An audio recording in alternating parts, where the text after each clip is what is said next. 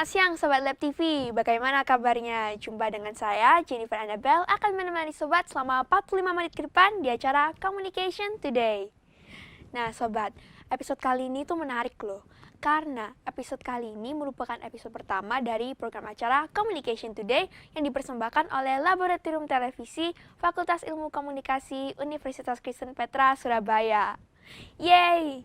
Nah Sobat, kalian tahu nggak sih, kalau komunikasi itu sangat penting loh. Karena komunikasi ini merupakan salah satu pilar penting dalam kehidupan manusia di mana zaman sekarang itu syarat dengan informasi. Oke Sobat, jadi dalam acara talk show Communication Today ini akan dibagikan beberapa pengetahuan mengenai dunia ilmu komunikasi dengan narasumber yang tentunya ahli di bidangnya. Menarik kan ya? Oke. Selama 9 bulan ini, kita semua mengalami perubahan yang luar biasa. Kita semua mengalami shifting dari berbagai bidang kehidupan. Salah satu yang menarik untuk dicermati adalah para pekerja media massa yang harus berjuang secara ekstra pada masa pandemi ini. Oke Sobat, kalau begitu mari kita simak satu video berikut ini.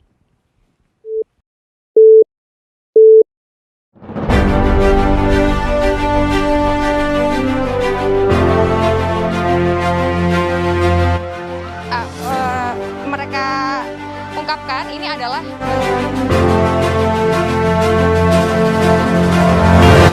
tidak menimbulkan tujuan politik, apakah pada akhirnya mereka bisa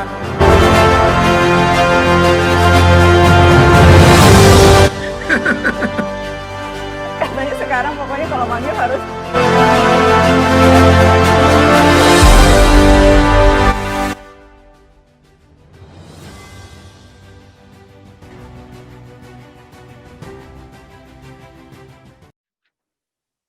Nah, Sobat, kali ini kami menghadirkan seorang narasumber yang aktif dalam dunia pendidikan dan media massa. Beliau selain aktif sebagai dosen, beliau juga aktif sebagai penulis, jurnalis, editor, dan trainer. Menarik kan ya? Oke, kalau gitu langsung saja kita bertemu dengan Ibu Fani Lesmana. Ya, selamat siang Bu Fani. Apa kabarnya? selamat siang, kabarnya baik, puji Tuhan. Ya baik Bu, senang sekali mendengarnya. Kalau boleh tahu, apa saja nih kegiatan Ibu selama masa pandemi ini selain mengajar? Ya seperti yang disebutkan tadi, ya menulis, mengetik naskah, mengerjakan pekerjaan administrasi sebagai dosen, ya itu. Oh, sibuk ya, semakin sibuk biasanya semakin sukses nih. Puji Tuhan. Oke. Kalau begitu Bu, langsung saja masuk ke sesi pertanyaan ya Bu. Silakan. Menurut Ibu Fani nih, bagaimana perkembangan media massa di era saat ini khususnya di masa pandemi? Perkembangan era media massa. Perkembangan media massa pada era saat ini. Oh iya, perkembangan media massa pada era saat ini. Ya perkembangannya kalau dibilang pesat ya memang sudah pesat ya. Perkembangan media massa itu semestinya berkembang dengan pesat itu kan pada awal abad 21 ya. Jadi ya sekarang sih ya berkembangnya ya kalau menurut saya tidak signifikan jadi semakin banyak gitu tidak. Karena yang banyak sekarang keluar kan justru media sosial ya. Seperti yang Anda lakukan ini kan bagian dari media sosial. Iya, benar-benar sekali. Ya, toh? Iya. Media massa sudah stagnan, sudah berhenti. Oke, kalau begitu, menurut Ibu, bagaimana perbedaan dari jurnalis dulu dan sekarang nih? Apa ada perbedaan yang misalnya dari alatnya atau apa gitu? Kalau alat pasti ada, karena kan perkembangan canggih, semakin canggih. Terus selain alat apa? Yang paling banyak membedakan itu adalah dari kinerja jurnalis. Kalau jurnalis di masa yang lalu memang karena ketiadaan teknologi internet yang membuat para jurnalis itu harus turun ke lapangan, melihat sendiri situasi yang terjadi. melakukan wawancara. Ini yang cukup disesalkan karena sekarang ini banyak media sosial bertebaran dan mudahnya akses dengan internet. Justru ada banyak jurnalis yang juga mengabaikan kinerja jurnalis yang sesungguhnya. Jadi observasinya tidak di lapangan, tapi di Instagram dan di YouTube. Kalau menurut saya itu saya sesalkan. Kalau begitu berarti perubahannya terasa pada cara mendapatkan informasi ya Bu? Itu salah satu saja mungkin ya, mungkin bisa ada banyak lagi. Nah bisa tolong kalau bisa sebutkan nih yang lainnya, ini masih ada banyak kelihatannya. Ya enggak banyak-banyak juga, kalau itu kan dari kinerja ya. Terus kemudian memang dari cara orang membaca. Dulu orang membaca kan pakai media cetak, sehingga lebih punya waktu untuk membaca dengan baik. Sekarang karena waktu terbatas atau memang enggak tahu waktu terbatas atau memang kemalasan juga ya. Karena banyak itu ya, sekarang udah ada video juga gitu ya. Ya.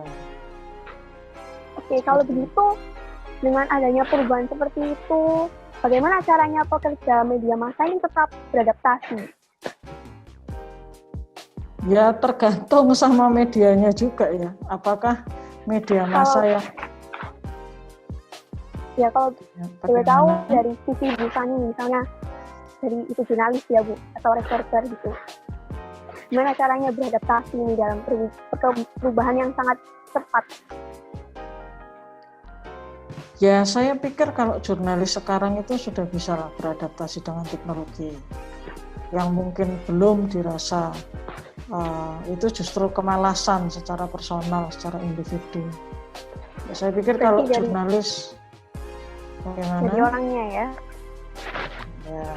Kalau masalah teknologi itu mudah gitu ya, bisa cepat belajar. Apalagi zaman sekarang ini orang-orangnya canggih semua ya, cepat belajar. Iya. Oke, kalau begitu Bu, sebentar lagi kita akan ada break sebentar. Oke, kalau begitu Sobat, jangan kemana-mana, tetap di Communication Today.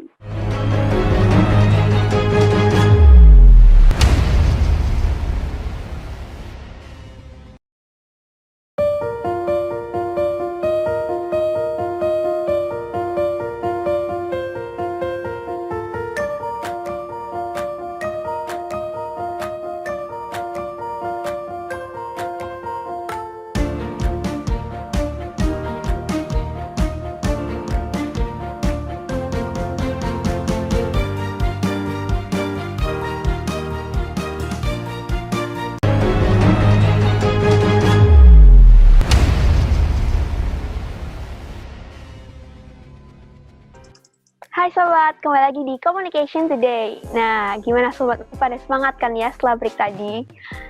Kalau begitu, saya akan langsung kembali lagi, kita akan berbincang dengan Bu Fani. Nah, jadi Bu, lanjutkan yang tadi nih. Tadi Bu Fani sempat menyebutkan media sosial. Memang benar ya, pada saat pandemi ini khususnya banyak orang mulai menggunakan media sosial karena bosan gitu ya Bu. Nah, saat bosan ini, para audiens yang biasanya hanya menonton berita, kini itu mulai ikut menulis berita. Apa benar Bu seperti itu? Iya, tapi bukan cuma menonton ya. Mungkin dimulai dari mendengar dulu kan di radio ya, awalnya radio, terus kemudian masuk menjadi kolumnis di media cetak gitu ya, kemudian di media daring. Ya, terakhir juga membuat video dikirim ke media massa. Sekarang punya YouTube ya, jadi bikin sendiri semua, gitu ya. Iya benar. Nah, dengan begitu ya Bu, dengan beberapa contoh yang tadi sudah Ibu sebutkan, mereka ini ada beberapa di antara mereka yang menyebarkan hoax. Nah, kalau begitu peran media pers itu gimana ya Bu? Hoax itu semestinya bukan perannya pers ya. Jadi artinya gini, kalau itu di luar dari kegiatan media massa konvensional yang memang memiliki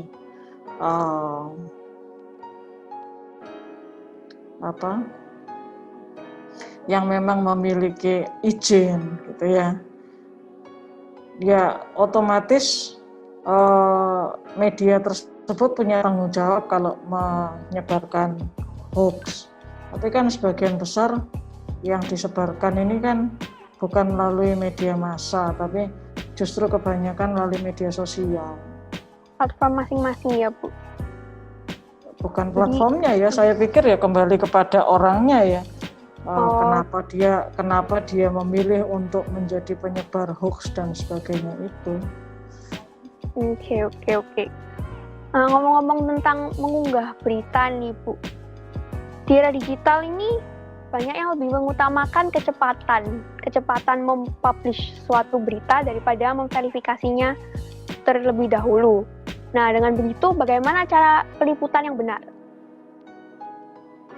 Cara peliputan yang benar. Apakah ada tahap-tahapan gitu untuk meliput suatu berita? Peliputan suatu berita itu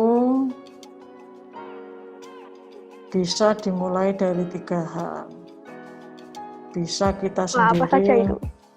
Bisa kita sendiri sebagai seorang jurnalis itu turun ke lapangan dengan inisiatif pribadi.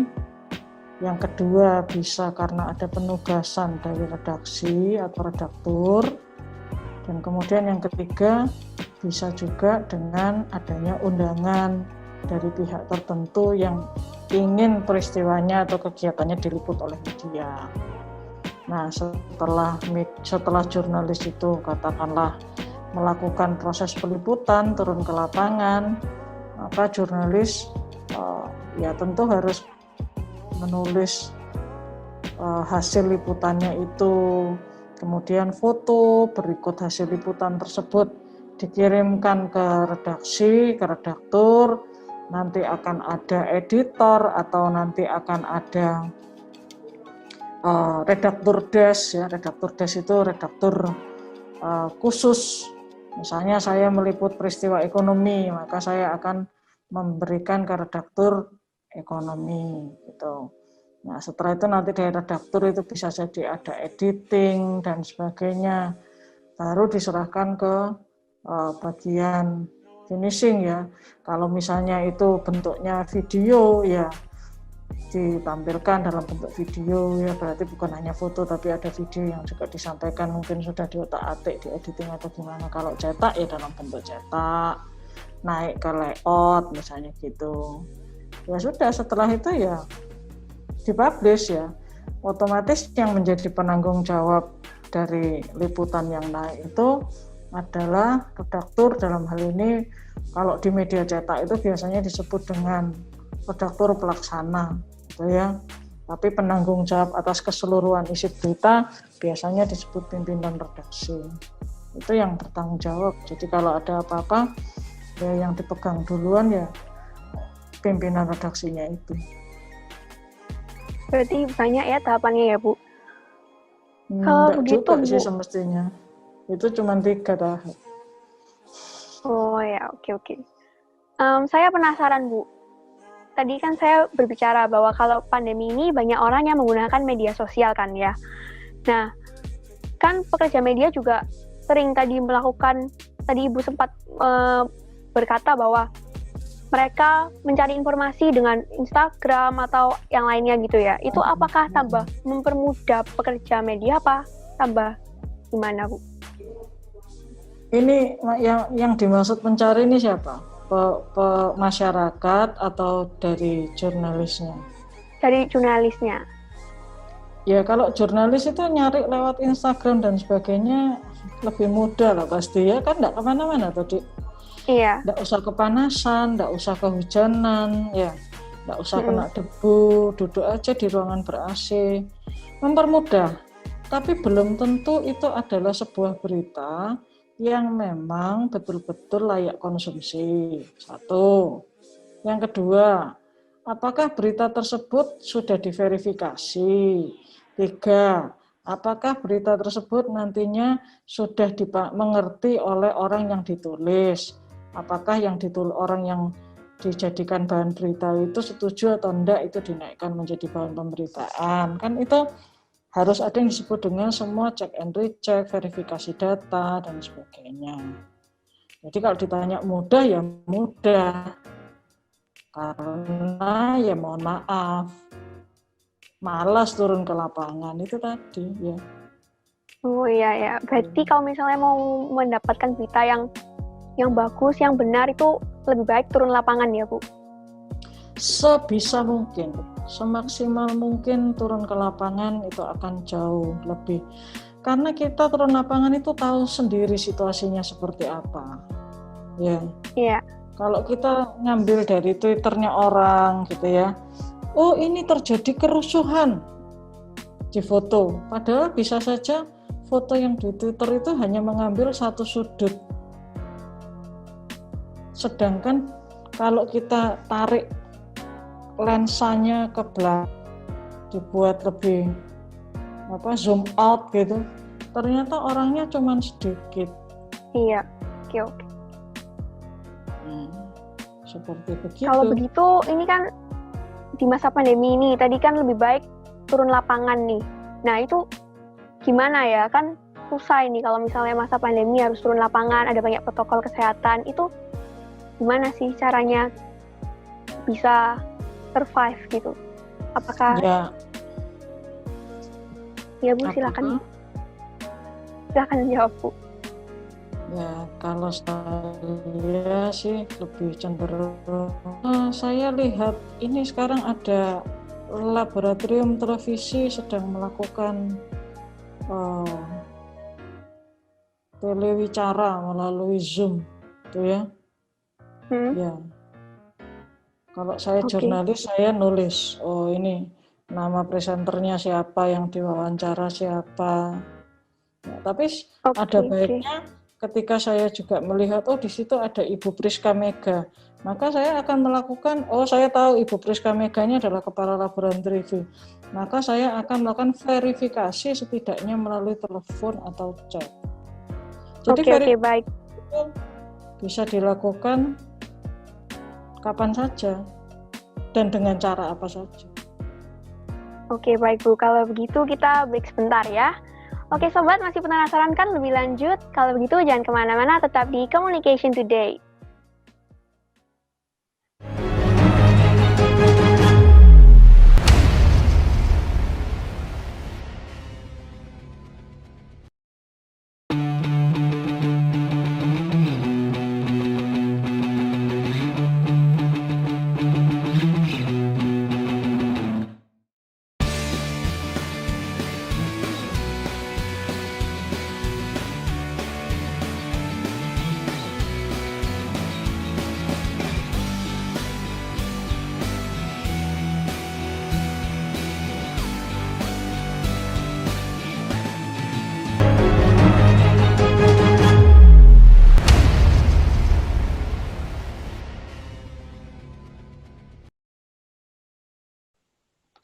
Hai, kembali lagi di Communication Today.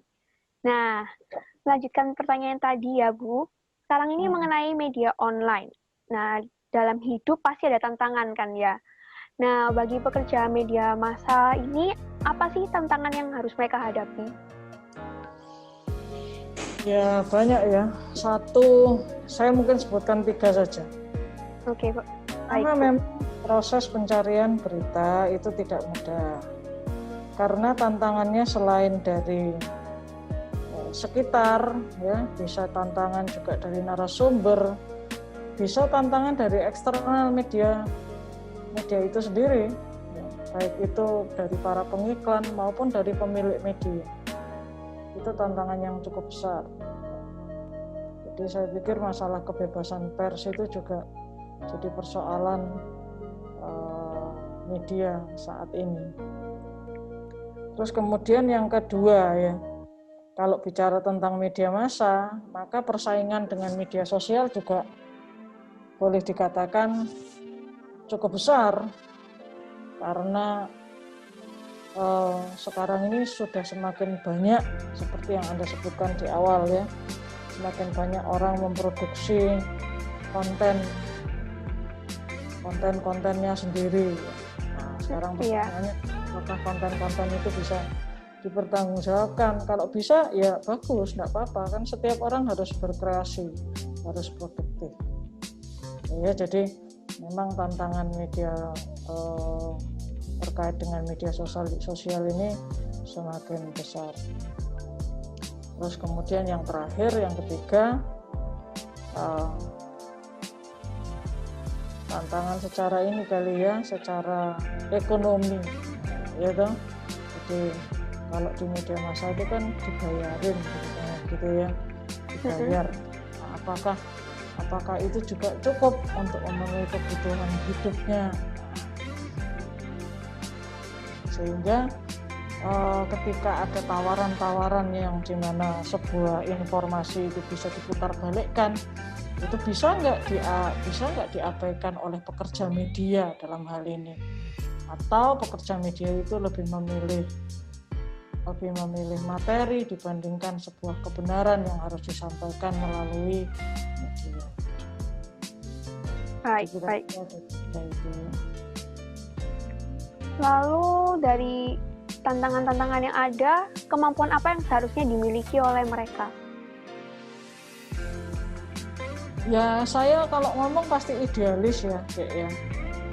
Karena yang pertama, memang seorang jurnalis, saya ngomong jurnalisnya dulu ya, supaya kita fokus ke jurnalis. Jadi seorang jurnalis itu memang harus berbicara tentang kebenaran. Ya, terus kemudian dia harus berpihak kepada publik, bukan kepada pemilik modal atau kepada pemerintah, gitu. Sehingga dia memang harus punya idealisme, gitu. Ya, yang kedua ya harus memperlengkapi diri, tidak boleh hanya berhenti di satu jalan saja, tapi juga harus punya kemauan untuk terus belajar. Ya, terus yang ketiga, tetap harus memperluas wawasan dengan banyak membaca. Saya pikir itulah. Baik, gini Bu, berbicara tentang media online ya Mas Ian ini, apa yang berbeda dengan media online dan media konvensional? Media konvensional itu adalah media yang tidak terikat dengan internet. Baik Nits, dari fenomena tadi nih, apa sih perubahan kultur kerja media konvensional dan media online saat ini? Ya itu semestinya tadi sempat saya sebutkan sudah ya. Jadi teman-teman itu perlu belajar teknologi juga. Jadi perlu terus mengupgrade diri, gitu ya. Dulu nggak tahu caranya bikin berita pakai smartphone ya. Sekarang harus semua menggunakan smartphone. Jadi dulu kalau orang kerja cari berita itu kan kembali ke kantor untuk ngetik beritanya, gitulah ya. Iya. Kalau sekarang nggak, sekarang di tempat saja. Jadi acara sedang berlangsung, berita sudah bisa naik. Ya, kalau berarti dulu bisa cepat gitu ya Bu? Ya, bisa cepat. Apakah ada yang lain?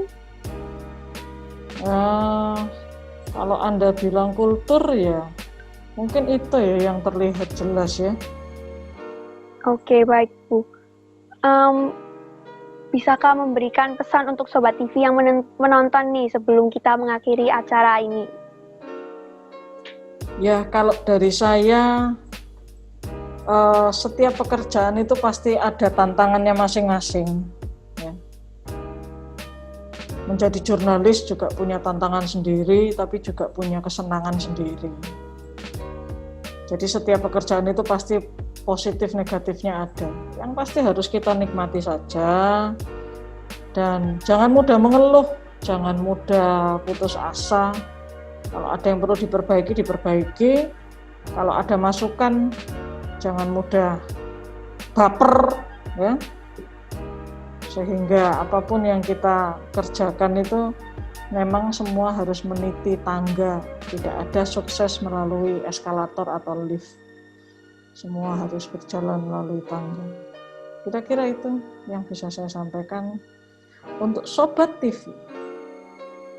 Oke, baik Bu. Kalau begitu, terima kasih ya Bu sudah sharing di Communication Today episode pertama. Semoga sukses terus ya Bu, Tuhan memberkati. Terima kasih. Oke, terima kasih.